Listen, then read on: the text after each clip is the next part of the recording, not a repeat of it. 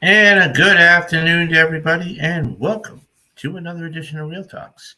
I'm your host, David Steele, and on this show, I'm always talking about films, new world, and starting the conversation about them again, or in some case, continuing a conversation.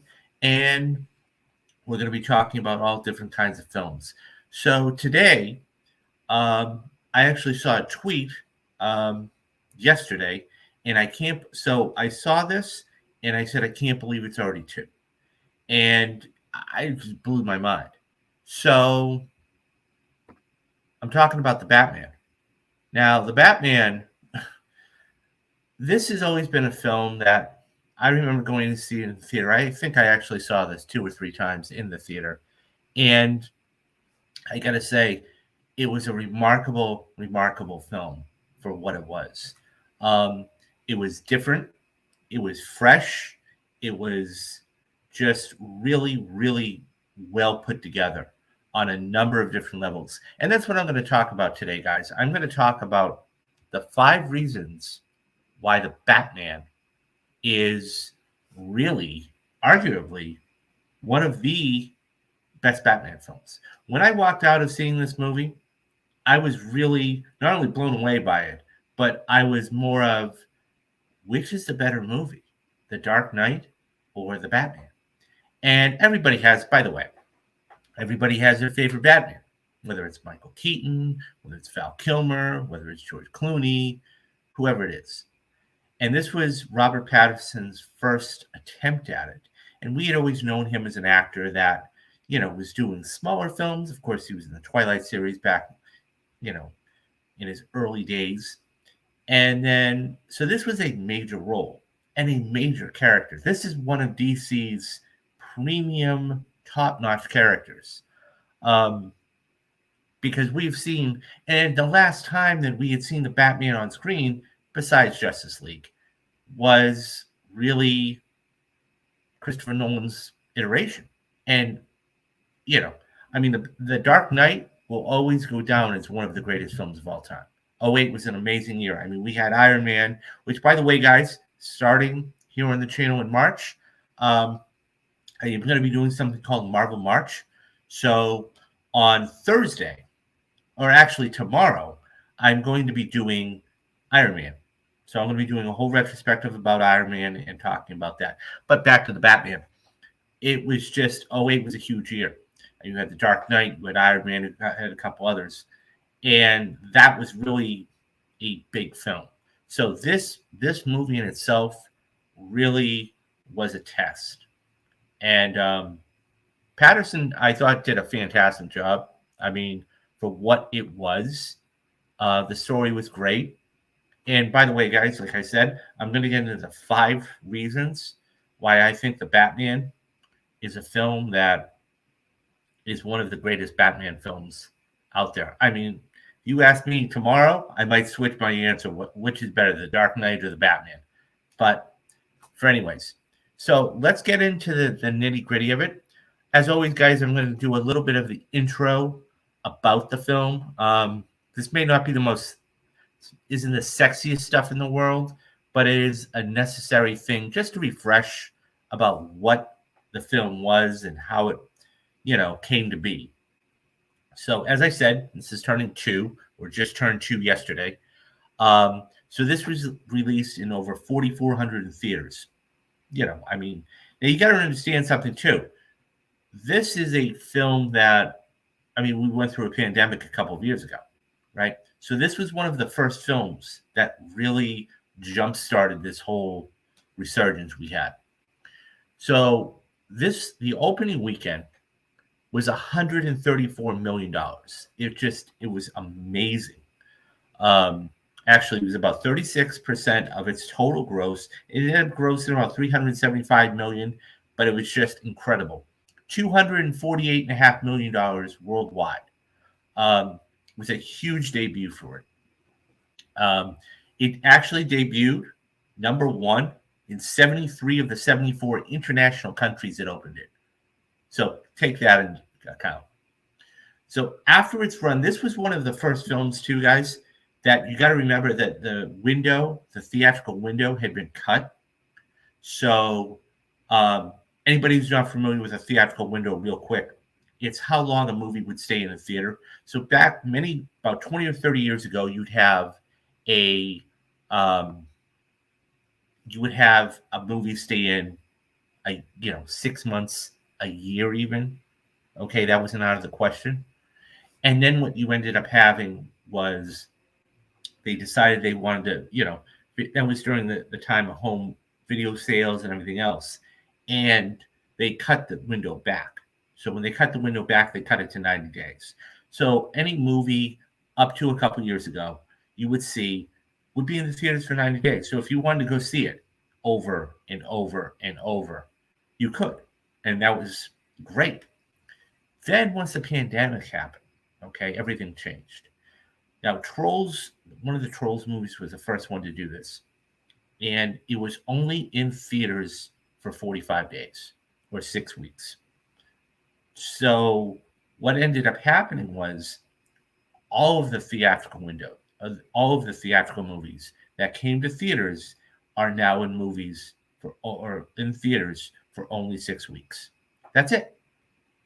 So to put this in consideration for you guys, this debuted domestically, okay, on March 4th, okay, of 2022. It went to streaming. It went to HBO Max, okay, April 18th. That's only 6 weeks. And it still made as much as it did in the theater. So that's something to keep in mind, too. And, of course, now today, I mean, everything goes to, streaming lickety split. What was I just reading? Dune 2. Or no, it wasn't Dune 2.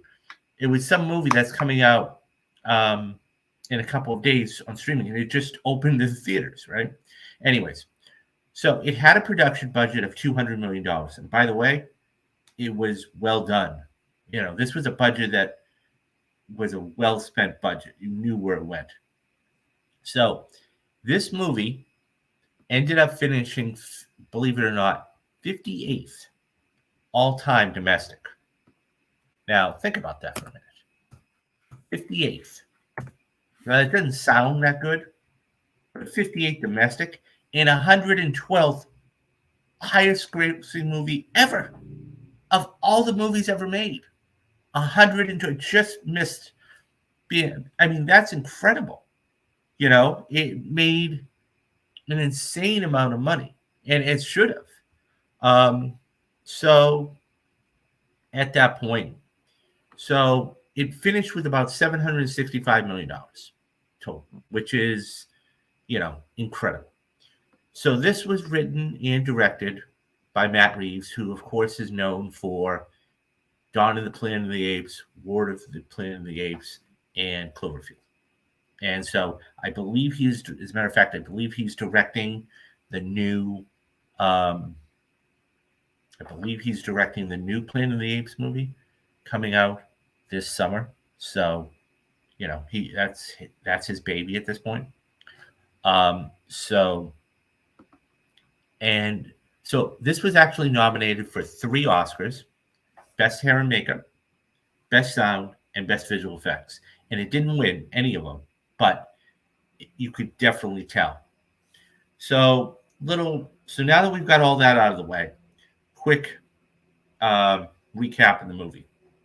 Of course, it starts Robert Pattinson as the Batman.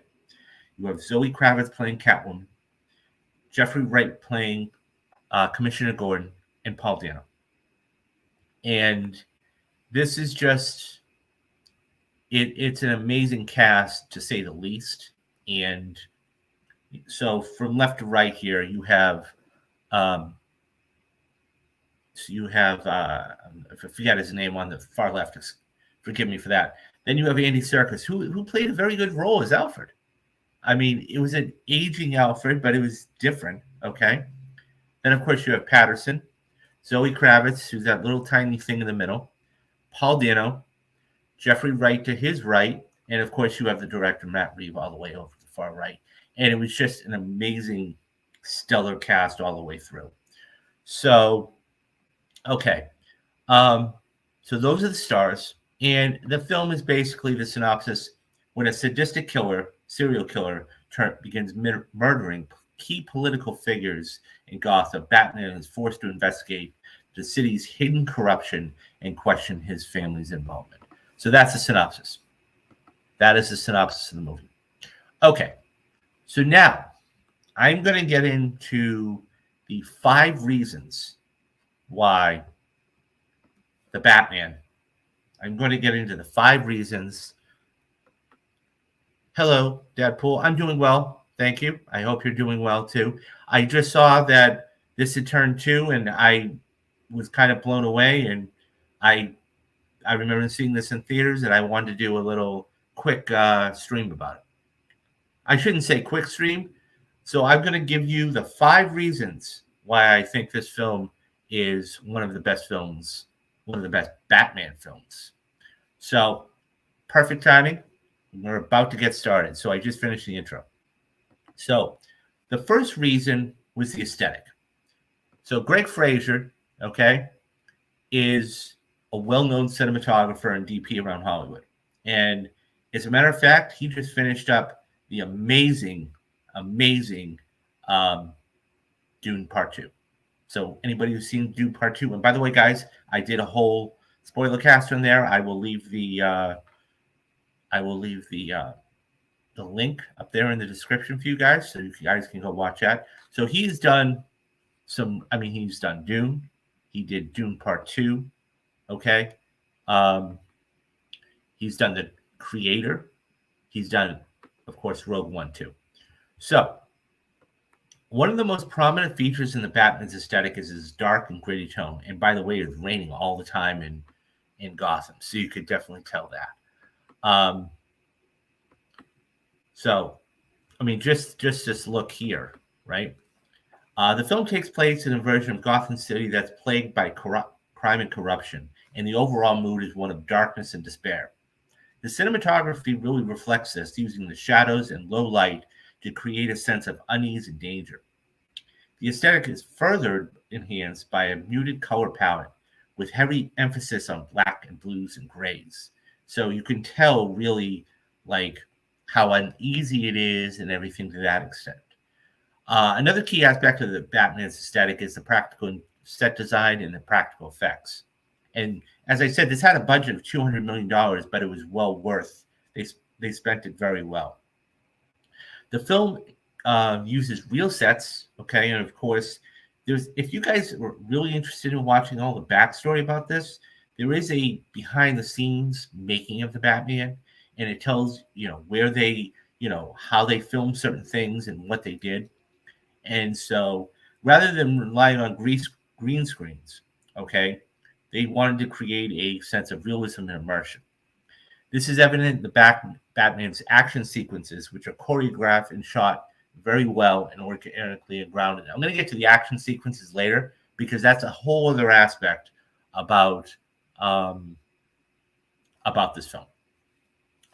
So it's also characterized by the attention to detail and commitment to stay true to the source material. The Batman pays very close attention to the design of the costume, which is based on the comic book character.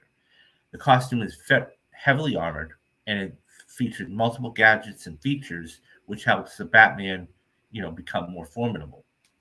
And of course, we have several different villains in this. We've got the Penguin, we've got Cat Riddler, and of course, we have the Riddler, who are designed. Their comic book characters and their counterparts are used, and I mean, going so far as the aesthetic. I mean, this is one of the greatest shots of the film. If this doesn't put you in a comic book setting, I don't know what would. Okay, and it was just an amazing shot, and it was just unbelievable in how they did that. And it was just, I mean, they took right out of a comic book. So I mean, just everything about it. So Fraser did a remarkable job with this. So that is, that's the aesthetic. I mean, like I said, this shot here is just unbelievable. So the aesthetic had really a lot to do with how good this film was. And by the way, guys, this was a 3-hour movie. And, I'll get into my review of it much later, but it's one of those things where the first 2 acts, it was just, it's a crime drama, really. It really is a crime drama. And you don't know, how the Batman's going to be able to solve this. And then you have the twist there with Selena. And so how is she going to play into everything? And it's just well done. Okay. So let's move on to the next item. And that's perspective. So the Batman really created a whole different perspective. Okay. And it's good for many reasons. First and foremost, it takes a unique look of the character of Batman and offers a fresh perspective rather than retelling of the same origin story that's been done countless times. It introduces a new version of Batman in the early stages of his crime-fighting career, which was fantastic. So this is a year 2 Batman. So even in the very first 10 minutes of the film, okay, you get the voiceover, okay, and you get not only do you get the voiceover, but you see the things that he's saying. When he closes the book, he says, "I'm still trying to figure things out," right? When he closes the book, it says year 2. So we're getting a year 2 Batman. This isn't like an aged, grisly Batman for like the beginning of The Dark Knight Rises, for example, where he's been out of the game for so many years and he has to come back. That being said, it's a completely different and fresh look of the Batman. Zoe Kravitz is fire her chemistry. Yeah, absolutely. I mean, it's just what they are able to put together is incredible. And that is really a major part. Not only is all these things I'm going to tell you, but their chemistry, because you can have all the explosions and all the loud things you want, but if there's no chemistry between your hero and your protagonist, your love interest, it's not there. And so she did an absolutely incredible job.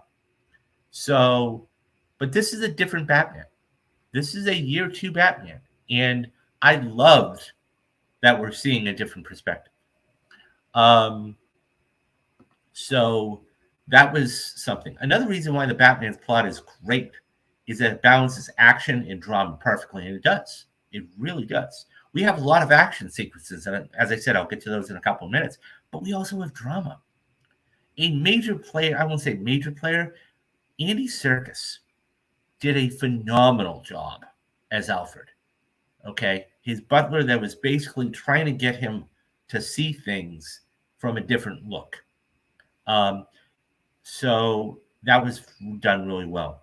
While there are plenty of high-octane fights and thrilling scenes, the story also delves into the character's emotional and psychological struggles. This adds depth and complexity to the plot, allowing the audience to connect, and it does. And that's the thing. Once again, we hear it from even the Batman himself, trying to figure things out. Of course, we have Selena's character. She's emotionally involved because of her friend. A lot of different things. And then even the Penguin. Right? He's involved with, he doesn't like Falcone too much, right? But he has to follow him because it's, what it reminds me of? It reminds me a little of the original 1989 Batman, where you had Jack's character, Jack Napier, okay? And then you had Pounce's character, and he didn't like him too much. And that's the thing about this movie. This movie draws a lot. If you take this movie, another reason why this is me talking, this draws so many different similarities from so many different Batman movies. So the first and foremost similarity would be, as I said, the Falcone character to the Penguin. The Penguin didn't like him too much, and we see what happens to him at the end, right? Go back to the 1989 Batman, where Jack Napier is having to work for Palance's character, and he eventually kills him, right? That's the first one. The second similarity, okay, would be, the back in the 89 Batman again, okay, you had Bruce Wayne slash Batman and Vicky Vale. Now, Vicky Vale was the love interest, and yet they were really good together, but he eventually, he wouldn't let her in, right? That was the whole secret. Then, on top of all that kind of layer, then you had all the little nuances. For example, they had the statue in one of the offices from the Batman. I mean, they even had it in Arkham Knight, which I thought was kind of cool. But that statue was there, and it drew many similarities to like the Dark Knight. Okay, the Dark Knight. I mean, look at the interrogation scene. I mean, everybody's seen that incredible scene in the Dark Knight when Batman's interrogating the Joker in the police station, and then he takes it, draws it right out of there, and guess what? It's almost plot point for plot point, right? And it's so well done. And just the villain. So we'll get to that in a couple of minutes, though. So, but as I said, so that is the different perspective really added something to it, and I think that is a major key, okay, to how seeing a year two Batman and seeing what they were able to do with it really worked. Okay, so let's move on to the third, okay, of the 5 reasons why I think this is a really top-notch film, okay? And that is the look at trauma. This looks at trauma differently, okay? And so we have trauma on both sides, right? We have trauma on Bruce Wayne's side and the Riddler side. So Bruce Wayne begins his journey as an intensely traumatic experience we've seen over and over again. We have, okay?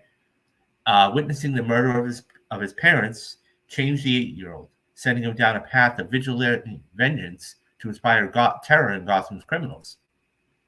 In the film, we don't see the actual event, but we do get hints into the depth of Bruce's trauma. He's deeply depressed and detached from his life, and he almost wants to die. It's like he has a death wish. And this is what he's telling Alfred: I don't care about my life as long as Gotham is safe. And nothing can pull him from that place. His few interactions with the son of the mayor, whose father is murdered in the opening scene, shows Bruce recognizing the hurt himself that he experienced. And this is genius. This is absolutely genius, because we don't need to see his parents getting shot. We know his parents got shot, okay?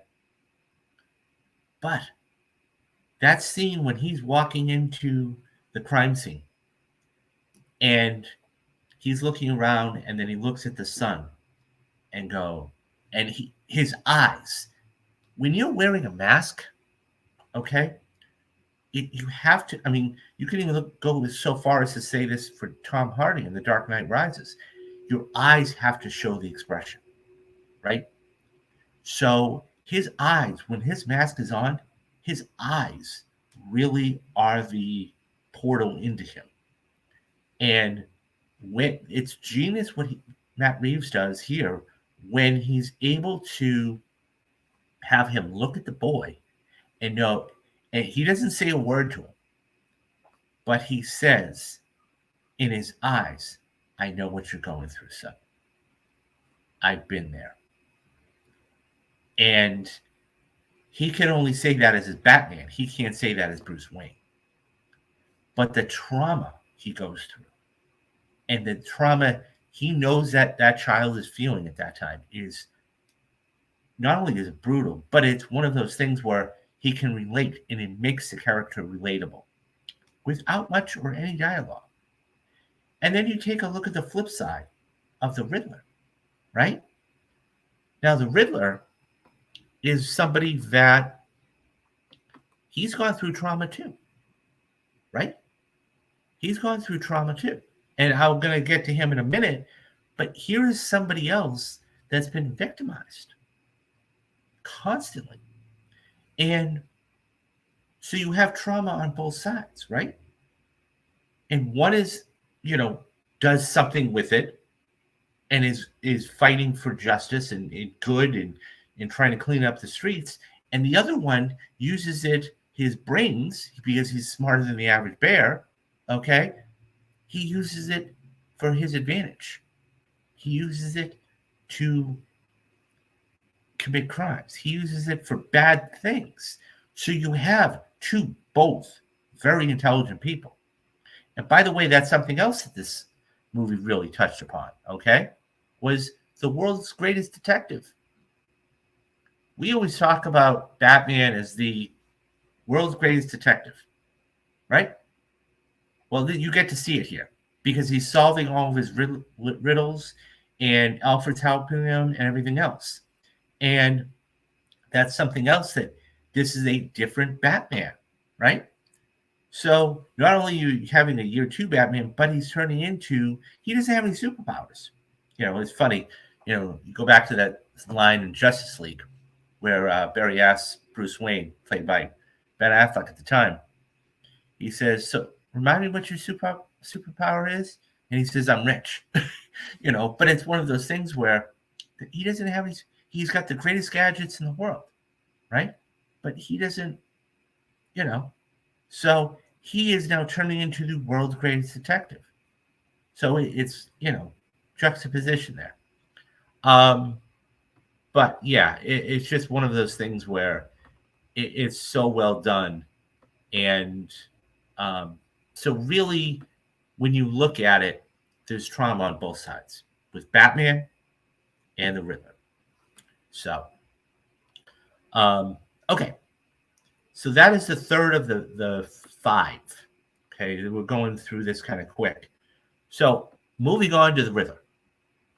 The Riddler, one of the top tier villains, Batman villains. I mean, the Joker is always the arch enemy. Okay.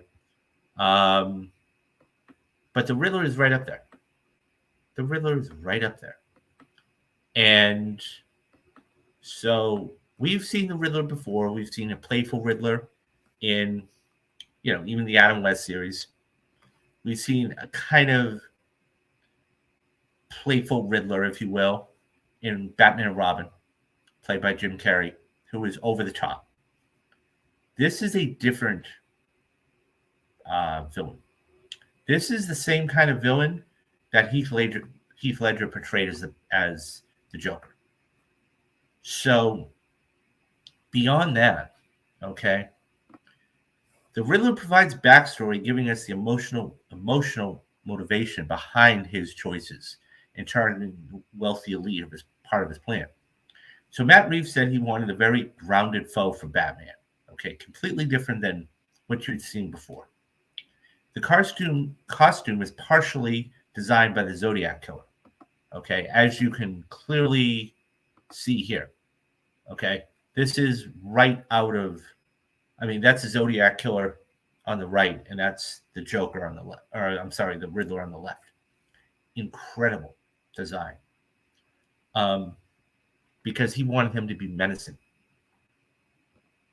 So, also the level of violence is ratcheted up. Okay, there is no, even when he's taking the tape and he wraps, once going back to that first scene, he wraps his head in masking tape, right? Going back to the trauma for a moment, he does tell us that he was raised in the Wayne Foundation orphanage. Okay, he describes rats gnawing at the children packed in overcrowded bedrooms and babies dying because of the freezing temperatures.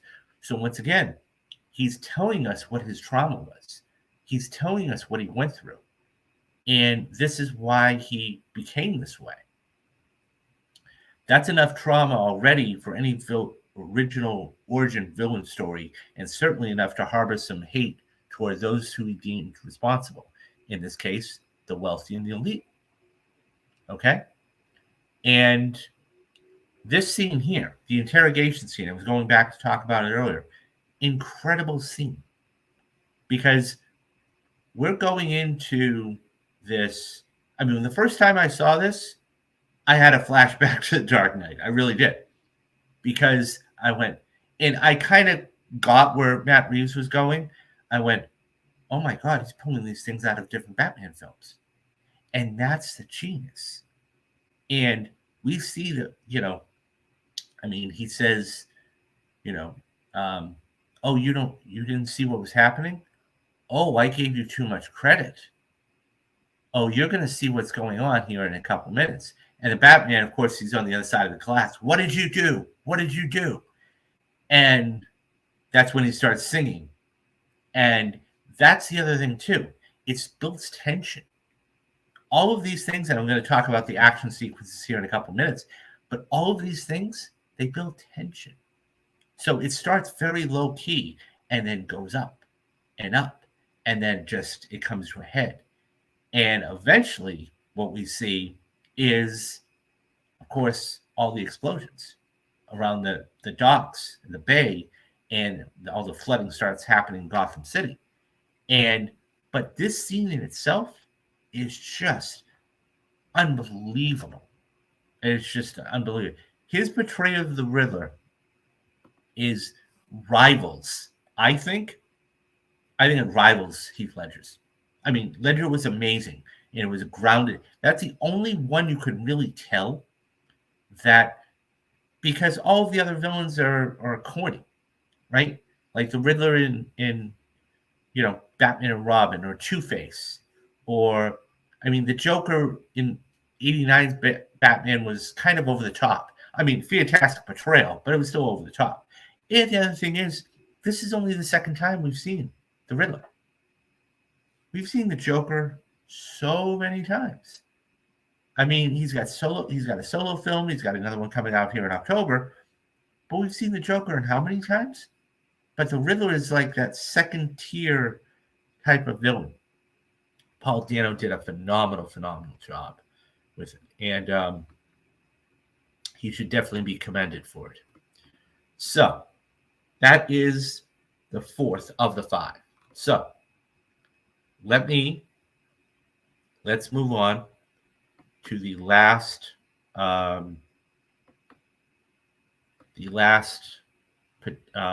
topic here, and that's the action sequences. The action sequences in this movie are they're second to none. I mean, what they're able to pull off are just unbelievable. And once again, there's a lot of tension, and then it just gets ratcheted up. And so, okay. So,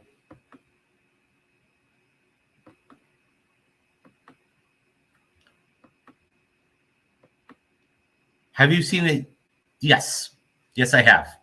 So the scene that Dad Pool here is referring to, in case anybody is unaware, is Barry Keoghan, I believe is his name. I'm maybe mispronouncing that incorrectly. So they actually filmed a scene where we had the Joker.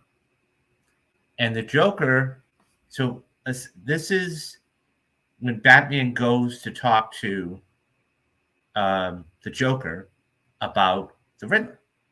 And he's asking him different things.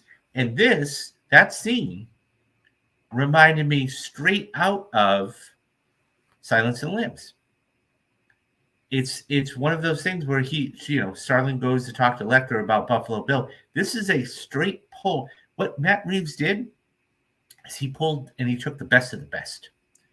And he pulled this scene right out of Silence of the Lambs, essentially, and then had it. Now, the reason why he did not put it in there, okay, is because it didn't really mesh with the story.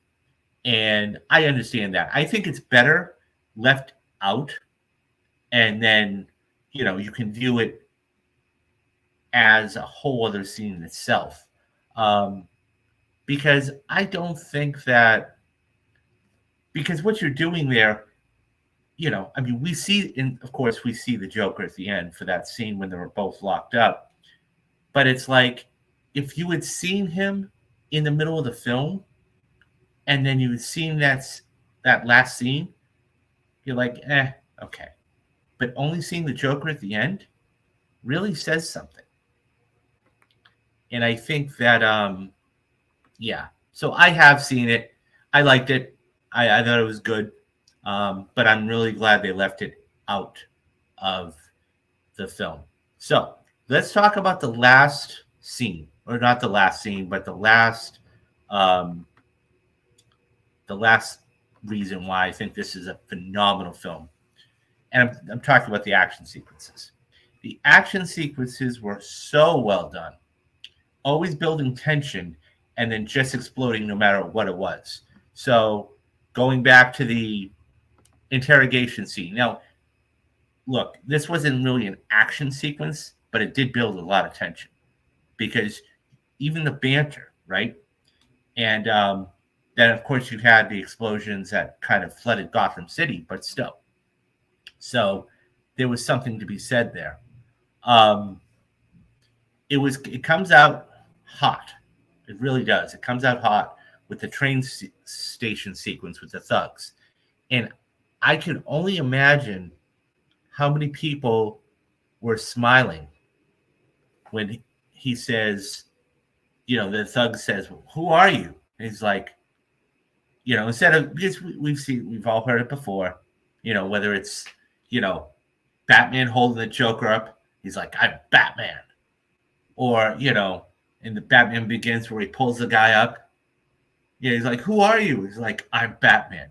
So it basically just says a vengeance. And it's like, okay, you knew it was a different Batman at that point. And that, I can only imagine how many people were smiling when that happened. So next you had the color bomb, right?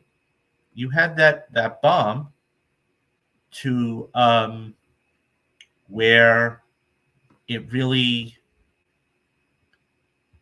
that was another scene that built a lot of tension, right?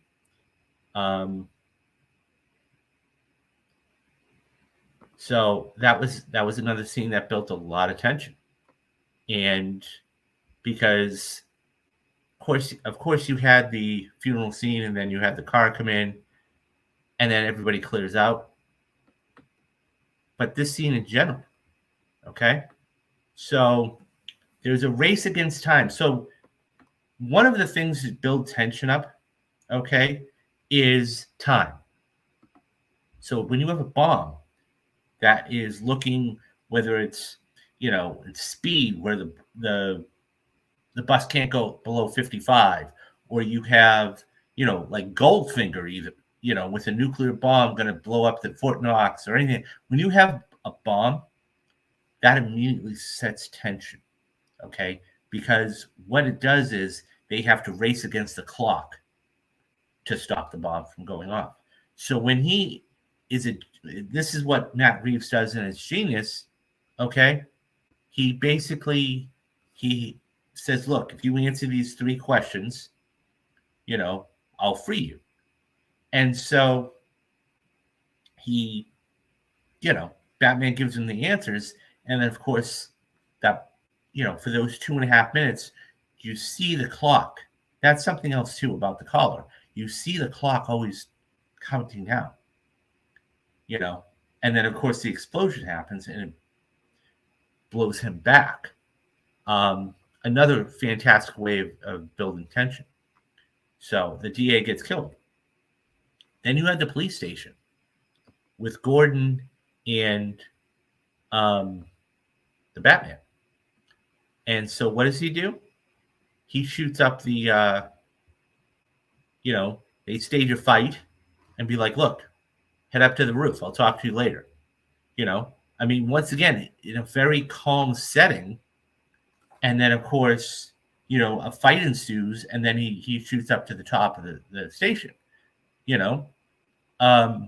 So once again, tension building and everything else. Gordon says to the chief, "Look, let me just give me a minute with this guy." So there's something else there where he really was building tension. And then finally, you have probably the most epic car chase of all time, and the music. And so when he crashes, and the car crashes, and we see it from Batman's POV, or I should say Riddler's POV, upside down. One of the most amazing shots. And this is anybody who remembers the trailers, okay? This was how the first trailer ended. And once again, tension, right? We have Batman chasing the Penguin, and we think he gets away, and then he jumps through the explosion and the fire, and the guy's like, "Oh my God, he got through!" And then, of course, Batman fires something, the car flips, and then we see the car flip 2 or 3 times and then land. And that's the next shot. You see how Michael Giordano did not get nominated for Best Score is beyond me here. It was an outstanding score. So, this is the same guy who's worked on Spider-Man No Way Home, Star Trek, of course, the original, I won't say the original, but the first remake with Chris Pine, Zachary Quinto, and Rogue One. And it was just an incredible, incredible scene. And the action sequences are just second to none. And this is what I'm talking about when you mix up the drama, and we have the character development and everything else, with the action. And when you have that, you have a fantastic movie. And as I said before, when just seeing how they filmed it was incredible. It was absolutely incredible. And they did this in one of the first takes, too. So, the action was just out of sight. It was out of sight good.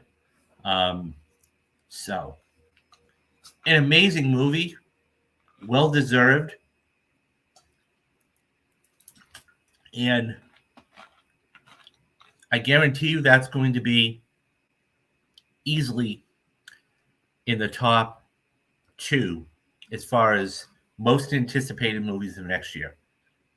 I think Superman is going to be in there. It's probably going to be the number 1 most anticipated film in 2025, but the Batman Part 2 is right there. And we know who the villain's going to be and everything else. It's going to be unbelievable. And that's why the Batman is incredible. Now, let me give my thoughts on it, because I gave you guys 5 reasons. But let me give you my thoughts.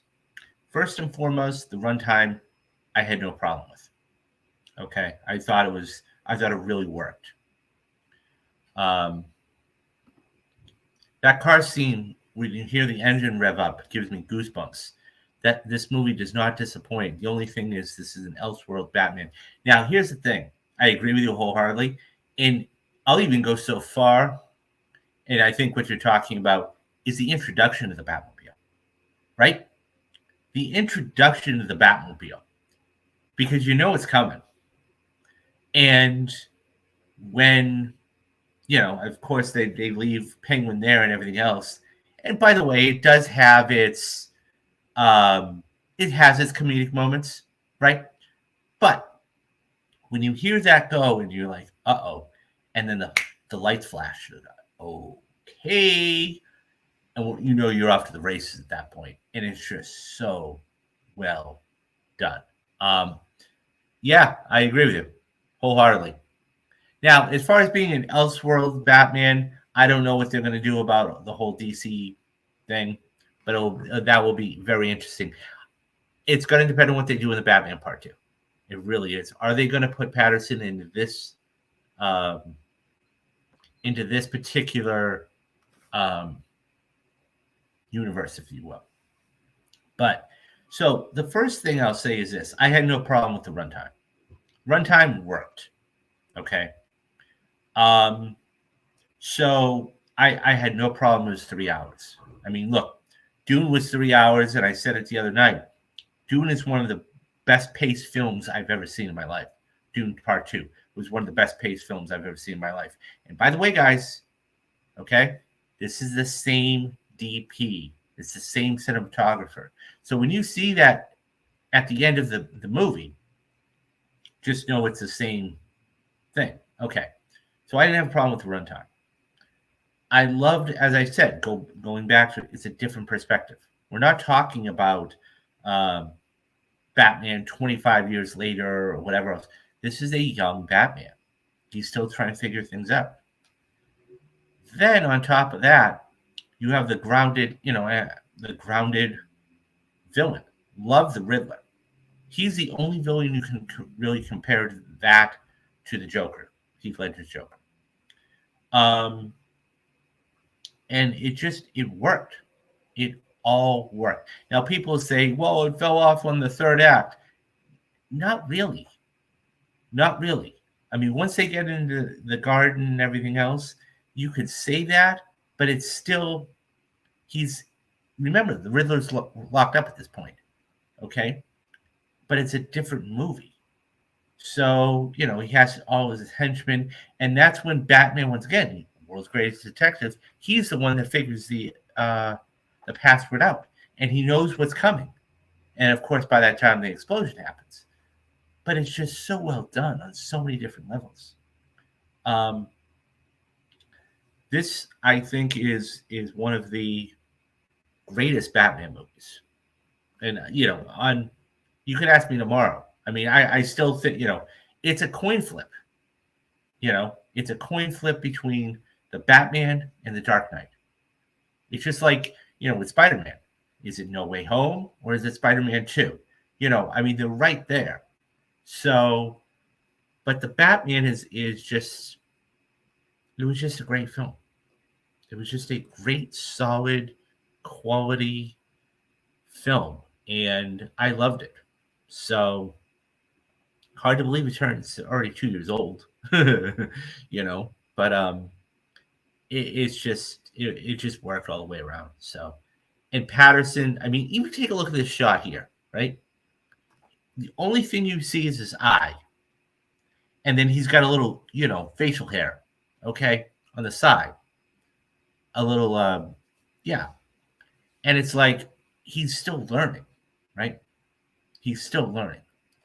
And yeah, so it worked. It worked all the way around. So that is the Batman.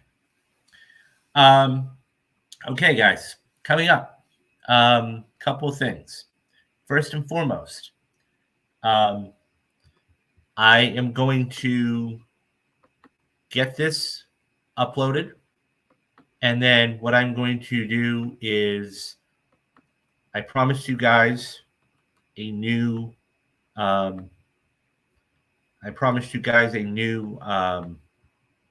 perfect movie, and I'm going to deliver. So that being said, Skyfall is going to be the perfect movie for March. I sat down, I watched it, I've got all the notes ready to go. There's not a bad thing wrong with Skyfall, not at all. I have one little minor detail, but that's it. It's a perfect Bond film, and a perfect movie. That's why I'm doing it for the Perfect Movie series. So that's going to be coming up either today or tomorrow. So check that out. Then for March, I know we're a couple days in March. Excuse me, tomorrow. I am going to be sitting down and talking about Iron Man, the film that started the whole thing, the film that started the whole MCU back in 2008. And it's just incredible to think we're, 16 years in, over 30 movies, 16 years in. And that's what I'm going to be doing, guys, for the whole rest of March, is going to be talking about Marvel films. I'm going to give you guys, excuse me, I'm going to be giving you guys all of the best Marvel films to start. And then we'll do second tier stuff later on. But I'm talking about the Avengers. I'm talking about Iron Man. I'm talking about Infinity War. I'm talking about Civil War. I'm talking about Endgame. Um, so things like that. And then, Winter Soldier, which I have done for the Perfect Movie series. And you guys can go check that out. And then I'll leave the little link up there. I'm going to redo Winter Soldier for you guys for March. And then, yeah, it's going to be all Marvel all March. So, did you like No Time to Die? I like the Liz Shine and Lynch character would make a great Bond. So, no, I didn't. I didn't like No Time to Die. And the reason being is I liked her character. Okay. She made a great 00 agent. I didn't believe the whole third act.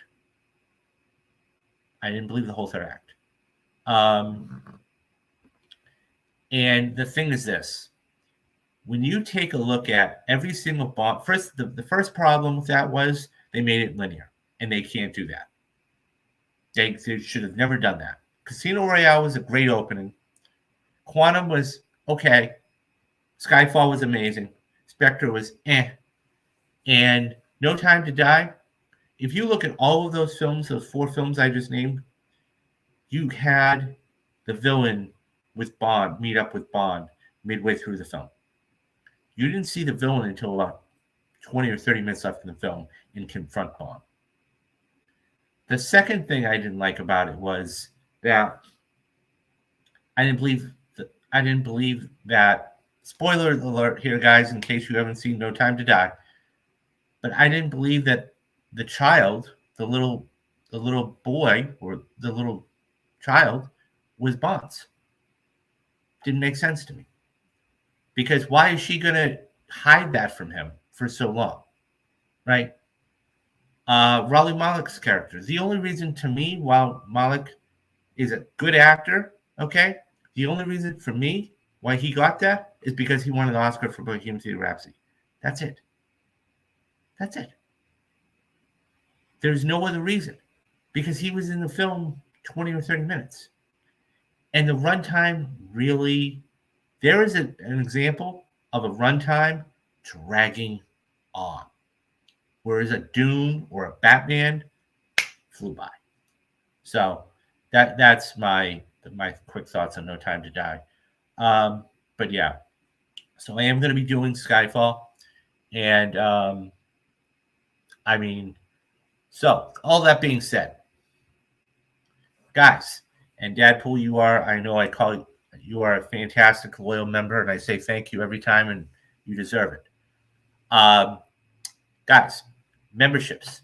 Now you're saying, oh, why should we give you money? First and foremost, you're not going to give me money. Okay? It's absolutely free. Okay? I made this as cheap. You can't go wrong here. Okay? I made this absolutely as cheap as possible. Okay? First and foremost, I have 3 levels. The first level is $2.99 a month. The second level is $6.99, $5.99 a month, $5 or $6.99 a month, and the highest level I have is $10 a month. Now, here's the thing: the first month is completely free. So what I tell people is, if you don't, subscribe, first of all, try the membership out. Okay, it's completely free. It's not going to cost you a dime. If you don't like it, then you don't have to keep it. Okay, you're not losing anything. Okay, but if you do like the content, what it would do for me is it would help me out immensely. Okay, it would help me provide you with better content. Okay, and it's just one of those things where I'm able then to get better equipment for the show. I'm able to get better guests. I'm able to actually make this channel as the best I absolutely can. All that being said, my goal at the end of this year, fingers crossed, is to have 2,000 subscribers, hashtag road to 2,000, and 15 to 20 paid subscribers. And what that's going to do, it's going to help me get you better content. Okay? I mean, there's so much content out there, guys. right now, and it's not behind a paywall either. Keep that in mind. Netflix just raised their prices. Okay? Netflix just raised their prices again. Again. For $9.99 a month to help me out, you're getting all of the things on the Perfect Movie series. Anatomy of a Movie. Thursday, I'm going to be sitting down with Matthew Anderson. Second annual Real Talks Oscar prediction show. Okay, we've got interviews on there from people like Ryan McQuaid, Phil Walsh. Okay, all these fantastic interviews. Not to mention, you're getting all the retrospectives, the spoiler cast. You can't get anywhere. Try getting all this content for $10 a month. I dare you. I dare you. You can't. All that being said, guys, nothing is behind a paywall. And I won't. But what I will ask is for you guys to, A, like and subscribe to content, which is completely free. B, hit that subscribe button so you never miss a video like this, like the Perfect Movie series, like the Anatomy of a Movie series, like the retrospectives. And C, if you really want to, you can help me out. And this is my dream of making videos full time. This is a side hustle for me right now. I'm able to do this because I have a couple days off and everything else. I'm going to be recording a lot of stuff over the next few days. So when I am at work, you guys are going to be getting content. And it's going to keep this up. Because I know with all of the likes, okay, that puts it out there. And when it puts it out there, more eyeballs are on it. When more eyeballs are on it, more people see it. They hit the like and subscribe button, and then it grows the channel. And that's at the end of the day, that's what I'm looking to do, is grow the channel. And I have so many different plans for so many different videos, okay, that I got to get them all straight sometimes. I want to start working. I wanted to do this. I'm going to do Skyfall today. Then tomorrow is going to be Iron Man. Then Thursday is going to be Infinity War. And I've got so much stuff planned for the channel, guys. So it's not going to cost you a dime. Not for the first month. Hit that join button. Hit that join button. And like I said, if you don't like it, you don't have to stay subscribed to it. But if you do, it will help me out immensely. So that's my bargain, my plea for money. Okay, I'm trying to be. Yes, I know it's tough. I know it's tough, guys. Even $3 a month. Even $3 a month is very helpful. It's very helpful, and so. But I've got so much stuff planned for this channel, guys. Stay tuned. And I'm not even talking about covering all of the movies. Part 2 was the first movie I did for 2024. I'm going to be covering all these movies, whether it is The Fall Guy, whether it is Civil War, whether it is, Dawn of the Planet of the Apes movie. All of these movies I'm going to be covering. I'm going to be doing the spoiler cast. So there's a lot coming up, guys. Stay tuned. That's all I can say.